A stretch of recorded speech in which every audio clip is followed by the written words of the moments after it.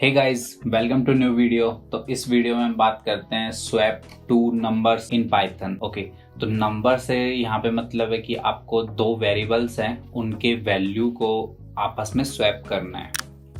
Okay, like कि मतलब मैंने दो वेरिएबल लिए ए और बी, तो ए की वैल्यू बी में आ जानी चाहिए और बी की वैल्यू ए में आ जानी चाहिए। तो बहुत सारे प्रोग्रामिंग लैंग्वेज में बहुत अलग अलग तरीके होते हैं, लेकिन सब में एक कॉमन होता है कि आप थर्ड वेरिएबल यूज कर सकते हो। ओके, तो सबसे पहले हम एक एग्जांपल लिखते हैं और उसके बाद देखते हैं।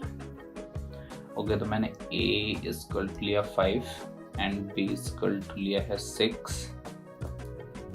उसके बाद मैंने a इक्वल टू b कर दिया। हम सबसे पहले सिंपलेस्ट मेथड देखते हैं कि क्या इससे सोल्व होगा। और यहाँ पर मैंने कर दिया प्रिंट के अंदर a एंड प्रिंट के अंदर b। तो हम मान के चल रहे हैं, हमने 5 और 6 लिया है, तो हम मान के चल रहे हैं कि हमारा रिजल्ट में ये आना चाहिए 6 और 5। मैंने यहाँ पे गया, रन किया है इसे, लेकिन वेट, यहाँ पर तो 6 आ रहा है, तो मीन्स है कि b की वैल्यू a में गई तो ये 6 हो गई और यहाँ पर a की वैल्यू गायब हो गई।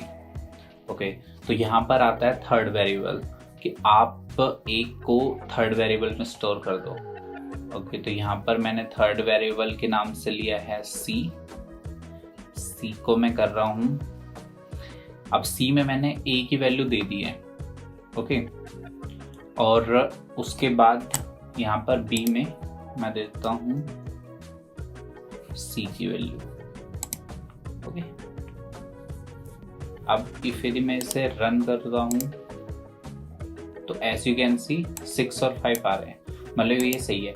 ये कैसे वर्क करता है कि लाइक यहाँ पे गए, यहाँ पे सबसे पहले a की वैल्यू 5 है तो वो c में आ गई, मतलब यहाँ पर अब c इक्वल टू हो गया है 5। देन इसके बाद आता है कि b की वैल्यू जो 6 है वो यहाँ पे a में चली गई, तो a का हो गया है अभी 6 और यहाँ पर वापस से c की वैल्यू b में आ गई तो ये 5 हो गया। ओके, तो ये हमारे पास एक थर्ड वेरिएबल से करने का तरीका है, लेकिन इसमें हमारे पास एक और तरीका भी है जो कि हमारे पास एक फॉर्मूला है, वो हम देखते हैं। तो मैं यहाँ से इन तीनों को हटा देता हूँ। ओके, तो फॉर्मूला क्या है कि यहाँ पे वेरिएबल वेस्ट हो रहा था, तो हम क्या करते हैं कि एक फॉर्मूला के थ्रू करते हैं जहाँ पे हमें थर्ड वेरिएबल की जरूरत नहीं है। ओके, तो यहाँ पे लिखना है हमको a plus b,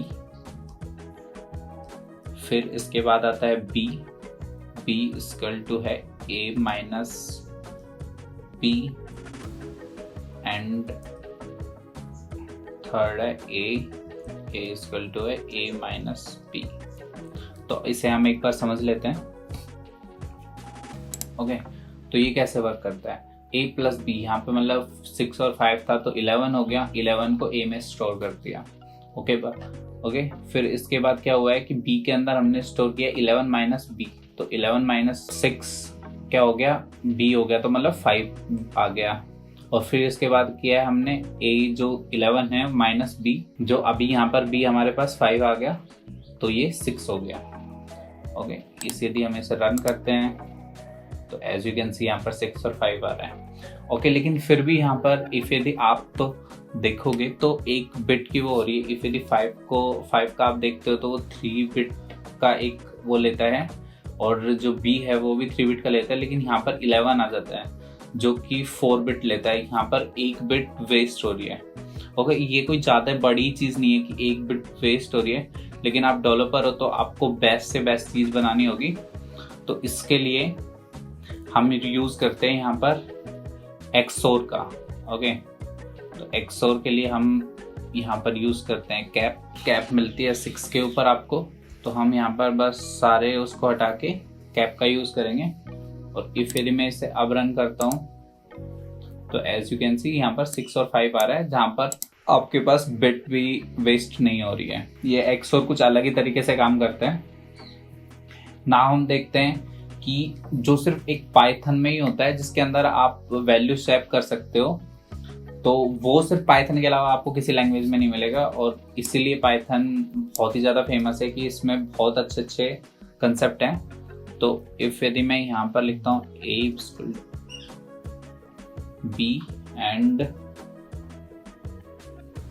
B A, okay, तो इफ यदि मैं इसे रन करता हूँ अब, तो ये मेरे पास 6 और 5 आ रहा है। तो ये कैसे वर्क करता है, ये सबसे पहले यहाँ से वर्क करता है कि यहाँ पर ये दोनों को स्टैक में कर देगा एंड उसके बाद ये रोटेट फंक्शन का यूज़ करता है। ओके, इफ यदि आप गूगल पे रोटेट फंक्शन लिखोगे पाइथन के बारे में तो आप उसके बारे में पढ़ सकते हो।